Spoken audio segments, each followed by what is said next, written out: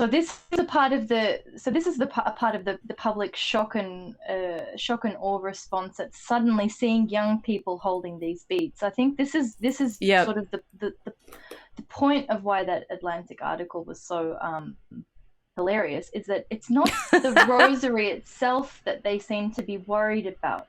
It was that Yes. young people were suddenly starting to take this prayer tool in their hands and use it publicly.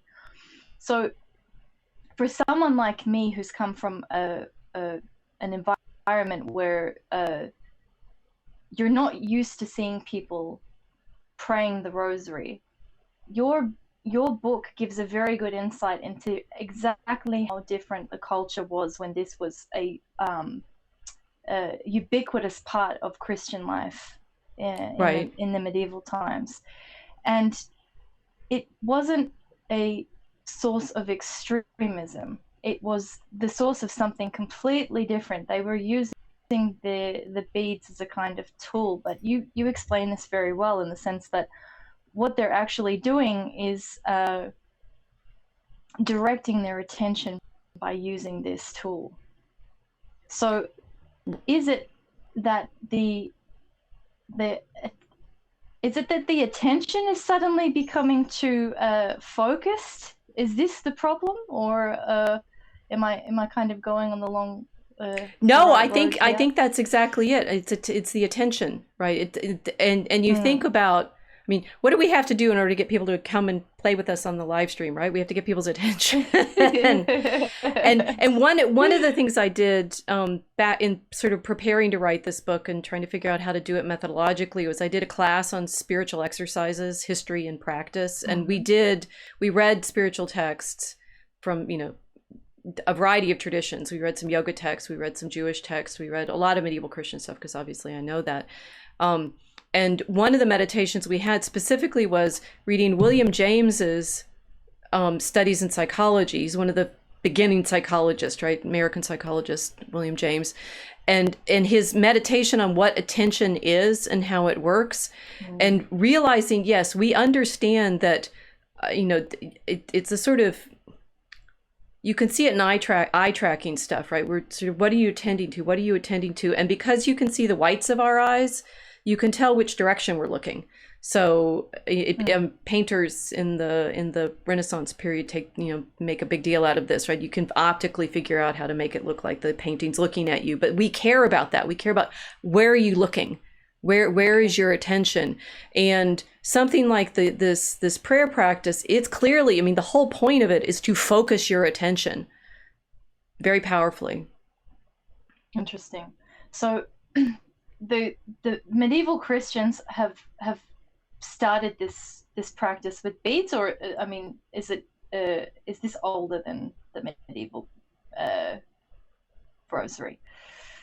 Have Christians always focused their attention? I think this is using these beads. I think this is something that I need to ask you first, because otherwise I have to ask you this. Otherwise, I'm going to be bombarded with all the ortho bros after this stream.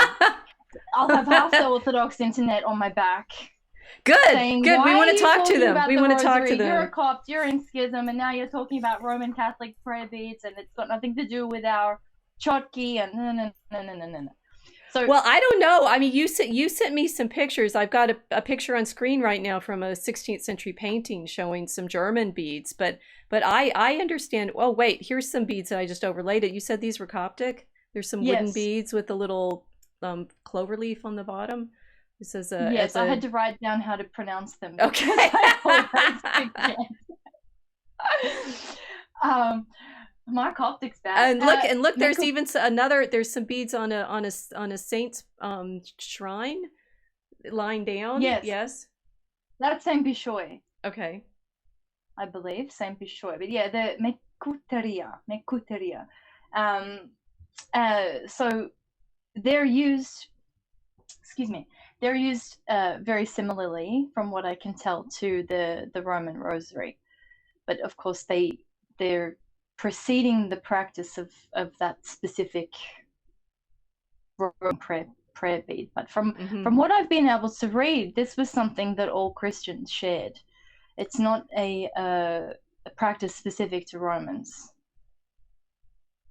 Well, it's very likely that I mean, it's almost like very likely. It's almost guaranteed, given the kinds of conversations you and I've had, that the Northern Europeans got it from the Mediterranean, and it's even more likely that the British Isles got it from the Copts, because the earliest instance we have of someone mentioned as having beads in the north is an Anglo-Saxon queen. Uh-huh. Right. So they seem to, and she, yeah. So prayer beads, they come in the 11th or 12th centuries as a prop for Mm-hmm. Northern Christians. But you and I have also talked about how much of the iconography, much of the prayer practice, I mean, for the British Isles, particularly for England, the Marian feasts that they're observing at the time the Normans show up in 1066, all of those came from the East, the Mediterranean. So Mm-hmm. even asking, it's like, which came first? We showed the picture from Bawit with the Christ on Mm-hmm. the chariot and Our Lady, Theotokos, from the Egyptian 5th, 6th century. These are very, very ancient practices, and I think it's unfortunate that in the West now we think of them as simply Roman Catholic. They're not. They're Christian. Mm.